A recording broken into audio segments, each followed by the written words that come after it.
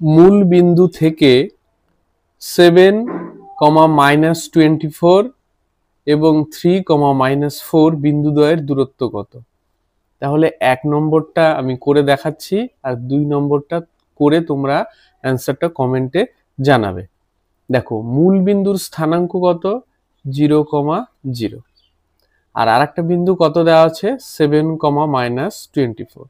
তাহলে এই বিন্দু দুটোর দূরত্ব বার করার সূত্র হচ্ছে, দেখো দূরত্ব ইকুয়াল টু কি লিখবো? √r, এটার প্রথমটা মানে x স্থানাঙ্কটা আর এটার x স্থানাঙ্কটার বিয়োগফল 0-7 তার স্কয়ার প্লাস এইটার দ্বিতীয়টা মাইনাস এইটার দ্বিতীয়টা মানে y স্থানাঙ্কটা। তাহলে এটা আছে -24, তাহলে হয়ে যাবে +24 তার স্কয়ার। তাহলে 0 থেকে -7 করলে -7 তার স্কয়ার আর এটা হবে 24 তার স্কয়ার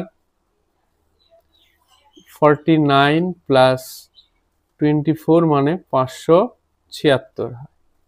আর এই দুটোকে যোগ করলে হবে 625 আর 625 এর বর্গমূল হচ্ছে 25 একক। তাহলে এই মূল বিন্দু থেকে এই বিন্দুটার দূরত্ব কত বেরোলো? 25 একক। তাহলে এই 2 নম্বরটার দূরত্বটা বের করে তোমরা কমেন্টে জানাও।